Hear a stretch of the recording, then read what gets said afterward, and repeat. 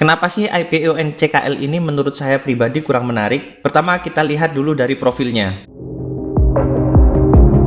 NCKL atau PT Trimegah Bangun Persada ini adalah perusahaan pertambangan yang bergerak di bidang nikel. Perusahaan ini merupakan perusahaan nikel murni yang terdiri dari penambangan nikel hulu dan peleburan nikel hilir, terutama berbasis di Pulau Obi, Indonesia. NCKL ini memiliki dan mengoperasikan dua proyek pertambangan nikel laterit seluas 5.523 hektar yang berlokasi di Kawasi dan Loji. Memiliki dua konsesi prospek pertambangan nikel di Tabuji Lawi dan Jikodolong seluas 3.660 hektar. Untuk kepemilikan saham terbesarnya itu dimiliki oleh PT Harita Jaya Raya sebesar 81,18% setelah IPO. Untuk rincian cadangan biji di tambangan Kawasi, tambang Loji, dan prospek Jikodolong per 1 Juni 2022 dalam jutaan metrik ton atau WMT. Secara total ini memiliki 168 juta,89 wet metric ton.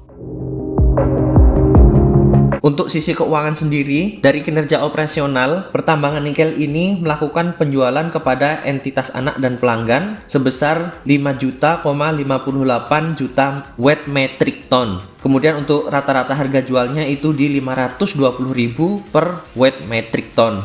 Kemudian kalau untuk penjualan kepada pelanggan sebesar 4,35 juta wet metric ton dengan harga 430.000. Kalau kita lihat di sini untuk penjualan ke pelanggan itu lebih murah ya, harganya 430.000 per wet metric ton. Lalu kalau untuk kinerja keuangan secara year on year di tahun 2020 ini pernah mengalami penurunan. Tetapi di tahun 2021 ini kembali mengalami peningkatan. Di sini dijelaskan kenapa sih terjadi peningkatan, itu disebabkan oleh peningkatan pendapatan dari bisnis pengolahan nikel akibat peningkatan volume penjualan ferronikel. Perseroan juga melakukan penyesuaian pada bisnis pertambangan nikel setelah ada larangan ekspor biji nikel. Jadi itulah penyebabnya kenapa bisa naik dari sisi pendapatan dan juga laba bersihnya. Kemudian untuk pendapatan per segmen usaha 75% itu dari pengolahan nikel, lalu kemudian untuk 25%-nya itu dari penambangan nikel.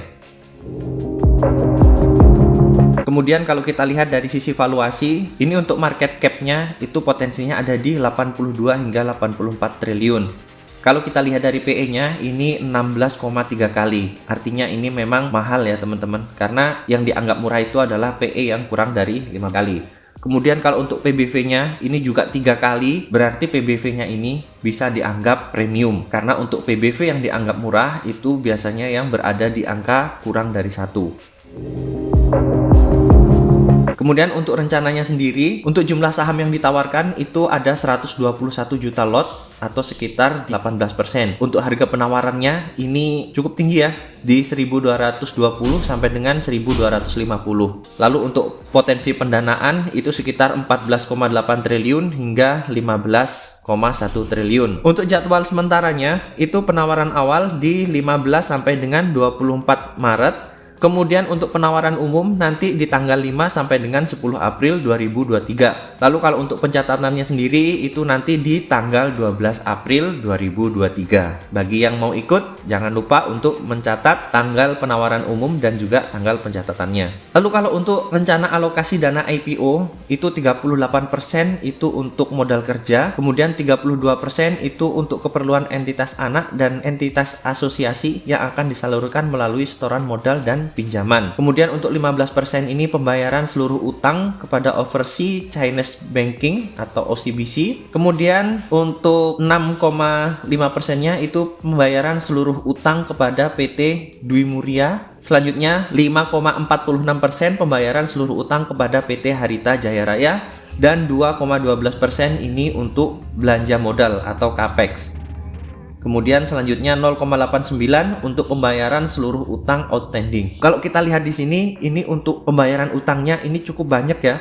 Yang pertama itu ada 15,13%, kemudian 6,5%, kemudian 5,46% dan 0,89%. Kalau kita total secara singkat, ini sekitar 27% ya, ini untuk bayar hutang. Jadi dari dana IPO itu sekitar 27% digunakan untuk bayar hutang. inilah yang membuat bagi saya kurang menarik. Karena saya punya anggapan bahwa hutang itu seperti pisau bermata dua. Kalau hutang itu produktif, mungkin bisa menghasilkan di masa depan. Tapi jika hutang itu salah untuk penggunaannya, justru ini yang akan menjadi sumber masalah bagi perusahaan.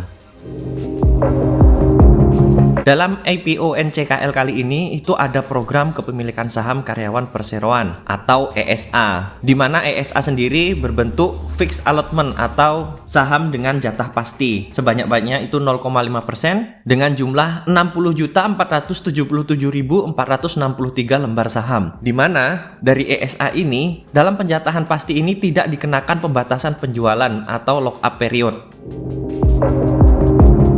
Jadi di hari pertama listing, ini pemegang saham ESA ini bisa langsung menjual sahamnya. Biasanya hal seperti ini yang membuat investor-investor retail itu agak kurang sreg ya. Karena jika terjadi penjualan di hari pertama, ngeri juga ya. Karena sudah ada contohnya untuk saham yang di hari pertama ESA-nya itu ikut jualan, sahamnya rontok. Seperti itu. Lalu kalau untuk underwriternya sendiri, ini ada 6 underwriter, ada BNP Paribas, Citigroup Sekuritas, Credit Suisse, Mandiri Sekuritas, DBS Sekuritas, kemudian OCBC Sekuritas, dan UOB Kay Hian Sekuritas. Nah teman-teman mungkin nanti bisa cek gimana sih track recordnya dari sekuritas-sekuritas ini kalau menjadi underwriter. Kesimpulan, NCKL ini bisa dibilang IPO di saat yang tepat di mana sedang ada hype mengenai nikel karena ada kebutuhan di kendaraan listrik. Kemudian untuk cadangan nikelnya itu ada di sebesar 168,89 wet metric tons. Ini cukup besar mungkin ya, tapi teman-teman juga harus cek lagi dibandingkan dengan perusahaan-perusahaan yang sudah ada di Indonesia. Lalu kemudian kalau untuk kinerja keuangan itu terlihat positif, seenggaknya di laporan keuangan terakhir. Lalu kalau untuk dari PBV itu lebih dari 3 kali, kemudian untuk PER itu juga lebih dari 16 kali.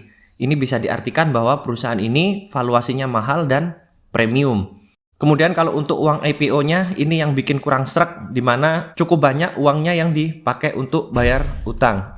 Selanjutnya, tidak ada lock-up period bagi employee stock allocation. Inilah yang juga kurang mengenakkan karena kita ada ketakutan bahwa di hari pertama itu pemilik ESA-nya ini langsung menjual di hari pertama. Sebagaimana seperti biasa, kalau ada yang jualan, biasanya saham juga akan rontok. Lalu kemudian ini dikawal oleh 6 underwriter karena ini IPO-nya cukup gede nominalnya, jadi mungkin memang kayak patungan gitu ya underwriternya. Dan di sini ya seperti yang teman-teman tahu ada underwriter yang suka gocek gitu ya. Nah, jadi teman-teman juga harus hati-hati di sini. Jadi gimana nih teman-teman? Apakah ikutan di IPO kali ini atau skip dulu? Silahkan tulis di kolom komentar. Jika suka dengan konten ini, silahkan klik like dan subscribe. Sampai ketemu di pembahasan selanjutnya. Terima kasih.